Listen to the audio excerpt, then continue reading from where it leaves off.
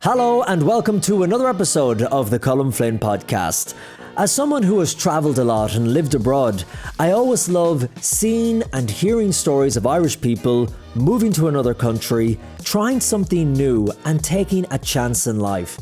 And recently I was scrolling on Instagram and this Irish guy popped up, a young guy from Dublin wearing a snazzy suit, the sunglasses on, the tan, the lot, selling real estate in Dubai. So I'm jumping on here and I'm sharing something with you guys. It's a very big investment opportunity here in Dubai. His name is Tighe Dixon, and if you look at his social media, you'll see that he is driving around in flashy cars, laying by the pool, basically living the life. Oh, he said this, he said that. I couldn't give a monkey's what people say. I'm happy over here, chilling out. And he's been getting thousands of followers, people who are curious about his life and what he's doing there. And I was curious too, and the more I watched his videos, I began to realize that there's much more to this story, that this guy, Tighe Dixon, was actually trying to change his life, trying to get away from his insecurities and the things that were holding him back. Best thing I ever done was literally break away from everything that was holding me back, meeting new people, engaging in different conversations. And in this interview, Tighe opens up about growing up in a family in Dublin that had serious problems with alcohol and drug addiction. All my uncles and stuff was in and out of prison all their life. And then my dad was in prison for like 80% of my life as well. And the effects that had on him. I've seen the psychosis, I've seen everything, I've seen the withdrawals with your own family members. It goes deep, you know, so. He talks about moving to Dubai, mixing with millionaires, always trying to close deals. You could be talking to the landlord, he owns half of Dubai. And why he now thinks it's important to make positive videos for social media. My main objective is to show people that there's another life out there. I'm doing me over here and I love it. I'm Colin Flynn and this is an interview with a Dubliner in Dubai, real estate agent and influencer Tighe Dixon. So I'm originally from Dublin 1, just beside Rutland Street, Sean McDermott Street, originally, and I'm 22. And I've been in Dubai now, just nearly hitting 8 months, just over 7 months. Wow. What brought you to Dubai? Change of scenery, and wanted a better life and a better chance for myself. Did you have any friends in Dubai? Did you have people that you were going over to? Did you know anyone? No, I didn't know anyone. I just packed the kit basically, and yeah, I just went on a little adventure, basically in a nutshell, and just enjoying every process and every party, you know, but I didn't know anybody over here, no. And Tighe, why Dubai? Why not New York or London or somewhere else? Why did you pick To be honest Dubai? with you, Colin, it's the place where the money is, isn't it? Most millionaires, you know, in the one place. So I thought, you know what, we'll give it a crack. Nice weather, nice people, multicultural place. So give it a crack and see where we go. What was it like when you first stepped off the plane? What was your first impression of the country? Well, the first impression was the heat. The heat hit me hard, and then just everyone's real. Like the whole country's just fast. They've got cars everywhere. People, like, obviously people are, you know, multicultural places. I said everyone's different and all, and just it was just a nice place. But I came here before 2 years ago, on a holiday, and I fell in love with it as well. So that kind of helped me pick the boy as well. And so Was it that you saw the Lamborghinis on the street and the tall buildings and the wealth all around you? You just thought this place is where you can make it. this is where you can make it. Yeah, this is where dreams can come true. Like, you know, you see Lamborghinis. If you see, look, I'm used to seeing Lamborghinis now. It's mad to say. I see probably 10 a day. So you go back at home and you'd see one driving down Dublin Street and everyone would be like, what, you know? So it's crazy how things come to you, you know? And come here, you're from Dublin 1, as you say, back home. And Mhm. that's where you were born, that's where you grew up. So when you were growing up, did you think I'm going to leave someday? Or were you expecting, no, I'll stay in Dublin, I'll work in Dublin? What were you expecting to do? No. So when I was a kid, very young, I always just wanted to do the one thing all my life. I wanted to be around certain people.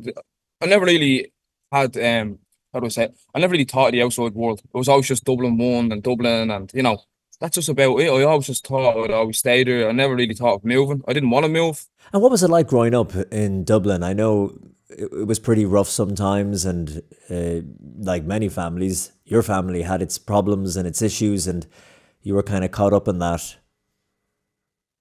Yeah, so basically, since a young age, just been around drugs all my life, Colin, to be honest with you. And I just realised, I says to myself, if I don't go down this take this path instead of this path. Well, then I'll end up in prison, or I'll end up, being on drugs later down the line myself. So I just took the chance to, get out and finally escape.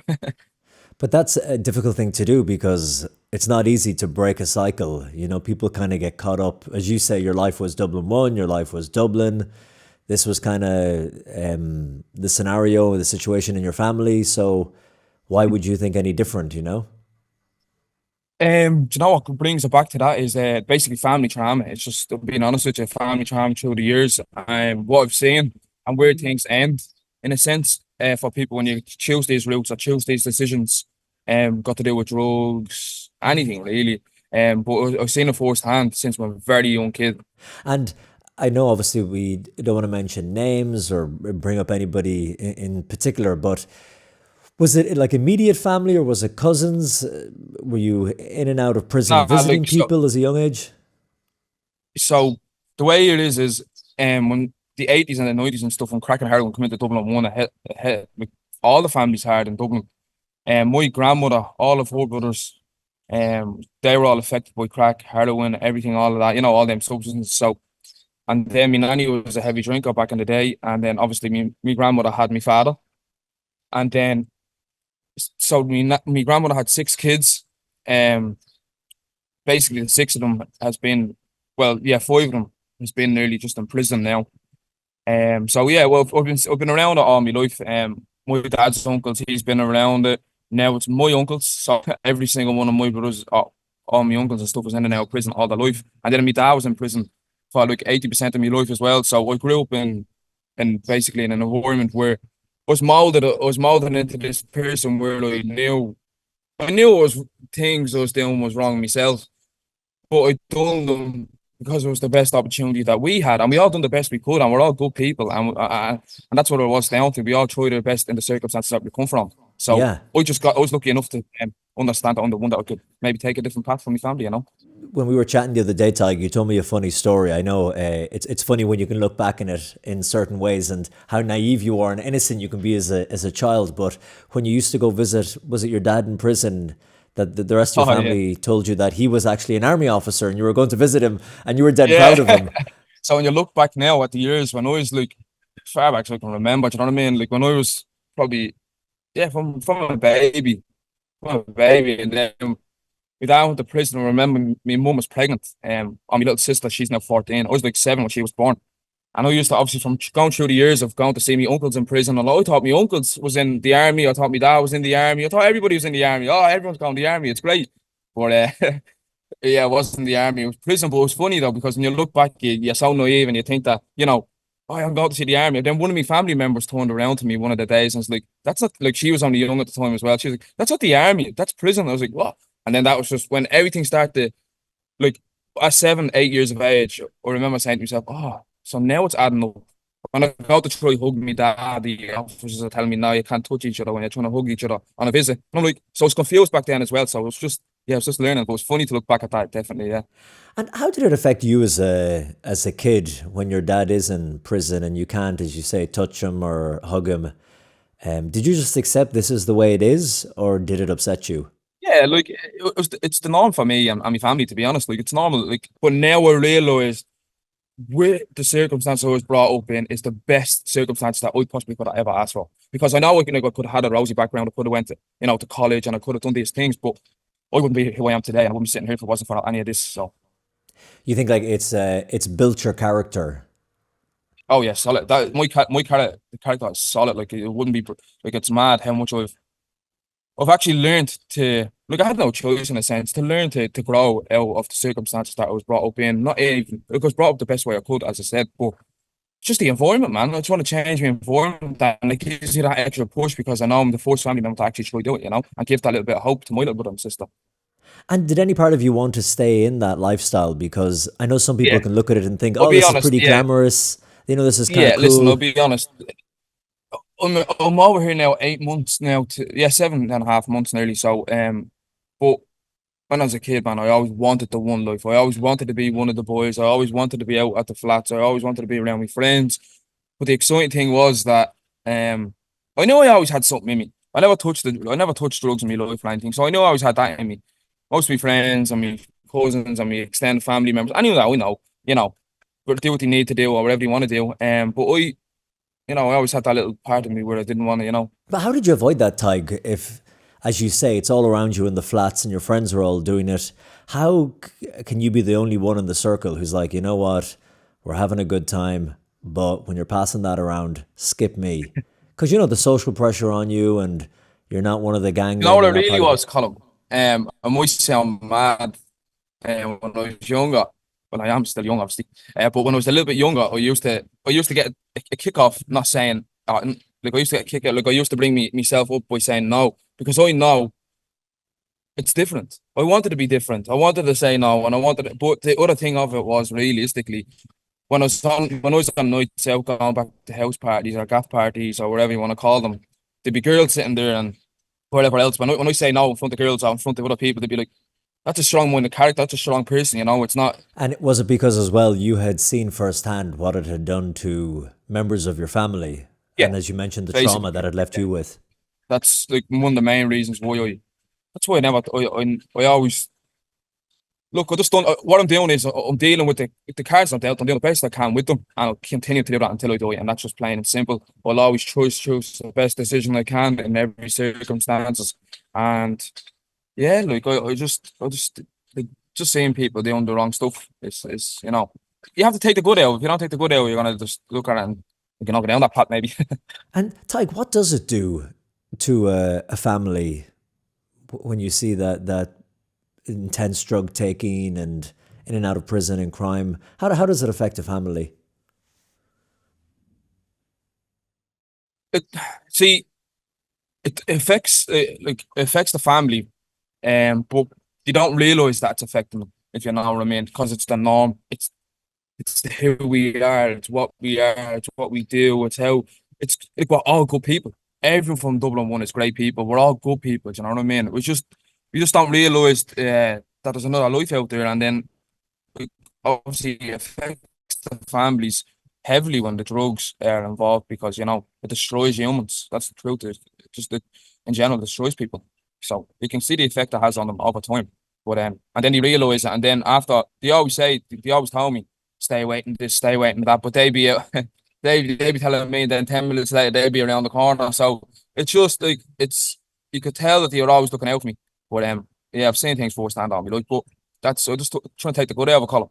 Yeah, and then it's awful because you see someone who's got potential, and then it might just start as something innocent at a house party, and then next thing they get into it, then they can't hold a relationship down, or it affects their job, and then it can spiral fast. A big part of it now is poverty. We always like not that. Oh yeah, I had a good upbringing. Like I had a good upbringing to the fact of obviously saying like my parents, they done the best they could with the cards they were dealt, and they done excellent with me. They brought me on holidays since I'm a kid. And then when I was born, I was obviously born in Dublin 1.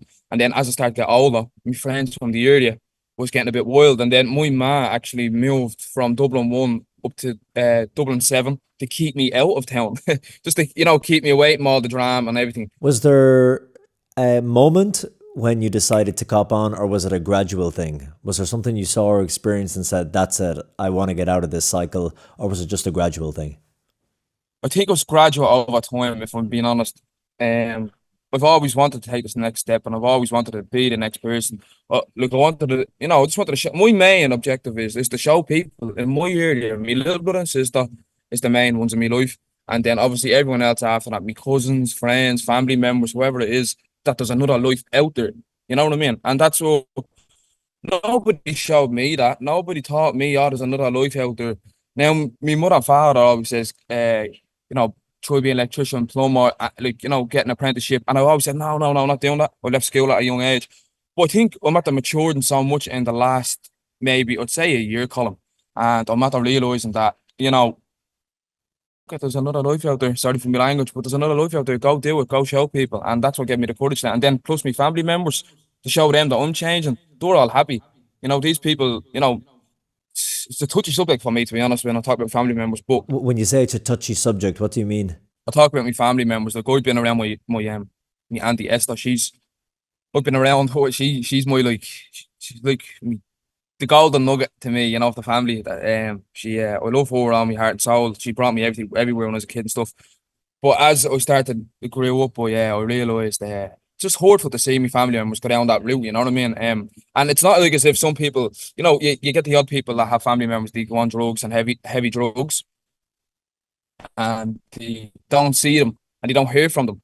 Well, I was kind of brought up to the fact of seeing it every day, I've seen the psychosis, I've seen everything, I've seen the withdrawals with your own family members. It goes deep, so seeing a human never seeing a human breakdown over drugs is bad enough, never mind your family members. So that's why it's very touchy for me. But as I said, it is what it is. I wouldn't be here today if it wasn't for them. And is that one of the reasons why you went to Dubai? You thought, okay, I've not only do I have to break this cycle, but I just have to get far away from this. If I really want a fresh start and to try and change things for myself, I've got to not only leave the city, but I just got to get out of the country. Totally different change of scenery. Yeah, well, like I love Dublin with all my heart and soul. My family members is like, they're in my heart forever. My friends, all everything is. I love Dublin. I'd move back to Dublin tomorrow, but it's me. I have to think about for my future, and that's where I had to take that final step and say, you know what, Toy, maybe it's not a bad idea if you pack your kid and see what that life has to offer you. We only live once, Colin, and that's what I realised in the past. Well, when I went through my own tough times by myself, I didn't want to get away with my family members. I loved them. I loved them to pieces. They showed me that from right from wrong on my life.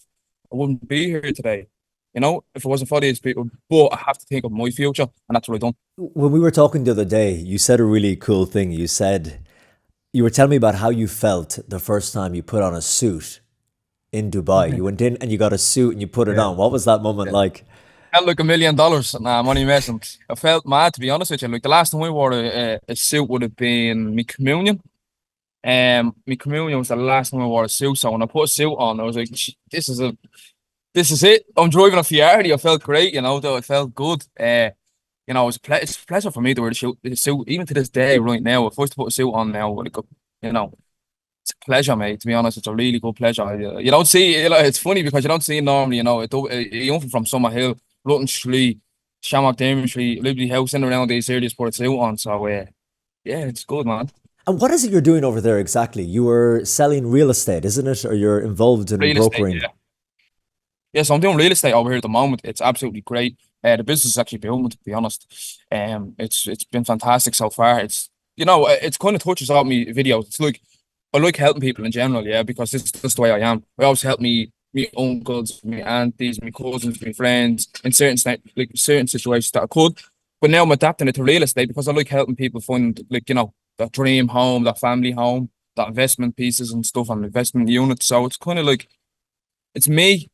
That's why I love real estate. It's booming as well. So it's, great business to be in.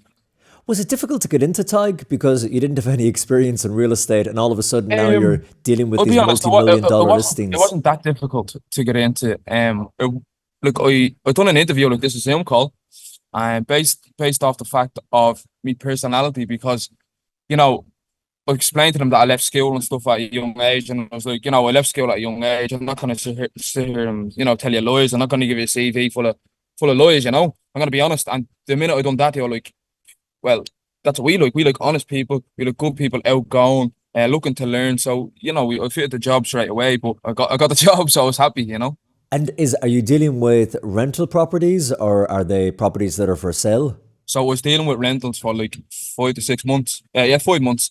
And now I've been doing sales now the past like 2 months, being honest. And it's absolutely great. It's a big difference though, sales versus rentals. But rentals learns you a lot.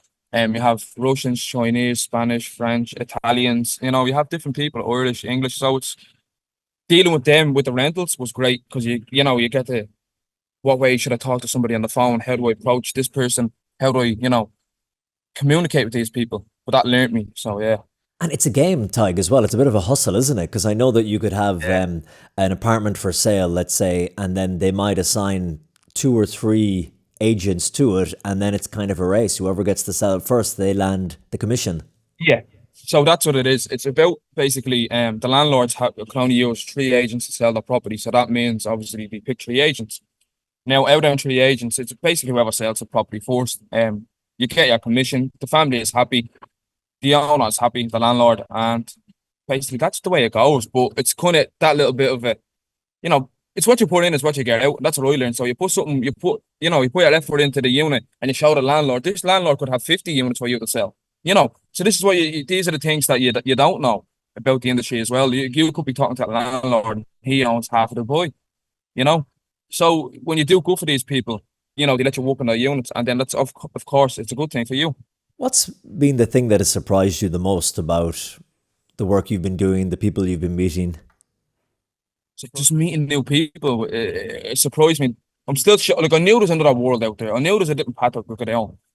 But what surprised me the most was actually just being in different environments, nice environments, and it was surprisingly really, really nice.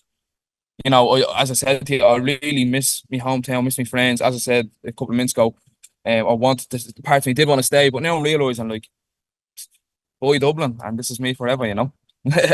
So that was surprised me. I know you've only been there 8 months or so, but have you managed to close any deals or get any Yeah, big commissions yet? yeah, I've done plenty of rentals. I've done a good couple of sales now at this stage. So yeah, it's been nice. It's been good. It's been a roller coaster, man, as well. Like, you have your up days and you have your down days, but it's really about how you control yourself. It's exactly the same as life, man. It's really what you put in is what you get out. It's who you meet, who you know, and how you speak to people and how you treat people and earn respect. That's all in that job, and it's great because it's just a personality of a person that you develop into as the job goes on, and you get your sales along these type of things with holding respect and being your own person. That's what I found. So yeah, like I've been doing loads of sales now through social media because people are reaching out to me through social media, obviously with the videos and stuff as well. Because I have real estate videos up on my page, and I have my personal videos that I help people with as well. So yeah, that's how I'm getting my sales as well, and it's been good so far, man. I know in Dubai it's such a melting pot of different cultures and people coming together. And from the few times I've been there as well, of course, you have kind of a hierarchy. You have the Emiratis at the top, you have then Hmm. the Westerners that come in, you have anyone with money, and then you have the Indian workers and the foreign Yeah. workers that come in as well, and they're kind of building the buildings in the excruciating heat. How do you find you've been integrating with the local people? How are you treated? Are you Look, I live respected or? I live in JVC now, and if I actually look over the balcony over to the left, there's workers working now.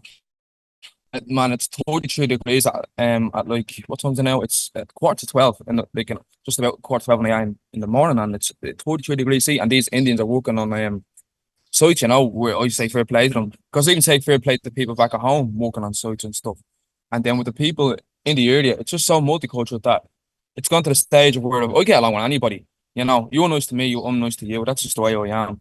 You could have a cup in your hand, or you could be the richest person in the world. I treat you the same.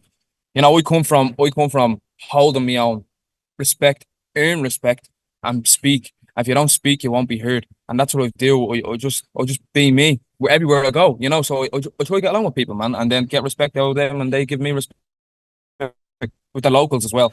And the culture, the Muslim culture, the religion, have you looked into that a bit? Or I know I saw you referencing bits of it Yeah, in your I Instagram, have. inshallah, and all this. Yeah, I have. Like that was at the start. Like what God is like one of my God helped me through my tough times at home. Man, if you give me a pair of earphones and a walk in the park and God, that's earphones helped me through me. And I know I might sound mad, but music and God helped me through my tough times at home. So when I obviously come over here to a Muslim country and I use the Muslim phrase of God and thank God and stuff, we'll start putting that at the end of my videos. But then I noticed that when I start using them in the videos, people start taking up as Muslim, which is not a bad thing. I'm open to everything. I have a couple of friends that's Muslim. I've looked into it. No, I won't take the step yet. But yeah, I'll put it the funny thing is I'll put it at the end of my videos and stuff. That's kind of like me. It's kind of like something that sticks to me videos, basically, in a nutshell. But people start noticing that, and then like it still means a lot to me because it's relating to God, Because I'm in a Muslim country, I thought say Inshallah, Alhamdulillah, and stuff these things because it still reflects to the times that I had at home because I still talk to God. And that's interesting that during your tough times that you think, God helped you through it, because so many young people are turning their back on God now and religion. Yeah. So, how did you, when you were looking at your family and things weren't going well, and the drug abuse and the alcohol abuse, did you not think, "Oh God, why are you doing this to my family?" Or why did you turn to God? When you're going through your own, as I said to you like 20 minutes ago, half an hour ago, Colin, like when you're going through your own things in life, you need to turn to people in hard times. And I couldn't turn to certain people because people think this and then people think that and people have this something to say and they won't have to. Well, I had nobody. So I found me inner self, went me gym, hit the music, and then turned to God. Yeah. I pray to him every now and again. I know it's so much bad to say, but I pray for him when I need when I need him, But that's but now I'm getting to the stage where I'm thanking him because I'm here, I'm living in the sun. It doesn't matter if I'm not a multi-millionaire. It doesn't matter if I don't get to wear a suit forever. I'm thankful to even sit here and talk to you. So that's the journey that I'm on now. Yeah, that's a saying they have. There's no atheists in the trenches. That when the bullets are going over, everyone's religious all of a sudden. Everyone's praying to God. So, Yeah. come here. What's a typical day like for you in Dubai? So I'd grew up at like 7. I'd go my gym. Actually, I don't go my gym at 7. I'd go on the treadmill for like 40 minutes, get my cardio in the morning. And then I have like a Zoom call with my team and stuff every morning at 10 a.m. So basically, we would be all connecting with each other, telling each other how the days went on, what they done yesterday, how to deal with a landlord, how to deal with objections. And then in the daytime, I would go out and do some content videos with the team, developer meetings. It could be, it's all mixed around really. It's not like a schedule. It just depends on where, it could be on a view. It could be going to view a property. It could be going to take pictures of a property. So yeah, like that's kind of like the rough idea of what it could be at any day. And are you driving over there? Do you have a car, or how do you get around?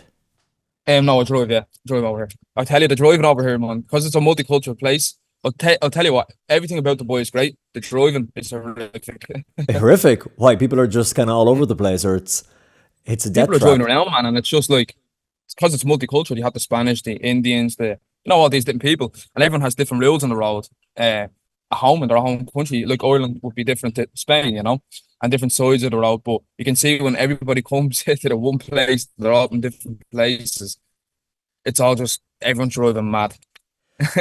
I know that it's a So pretty yeah. safe place as well. From when I was there before, they told me, look, see your phone, if you sitting outside in this coffee shop, if you leave your phone down there and you forget about it, you come back in an hour or two, that phone will still be there. People don't mess around because the police are so tough. Yeah, so if I had a suitcase of money here or anything, something so valuable or money or something sentimental, and I left it down on the grass over there, like I'd come back tomorrow and it'd be still there. That's just the way it is over here. You wouldn't be able to do that in Dublin, so Yeah. that's one of the good things over here. But what would happen if you tried to pull some of your old tricks from Dublin 1 in Dubai? I wouldn't be here talking to you.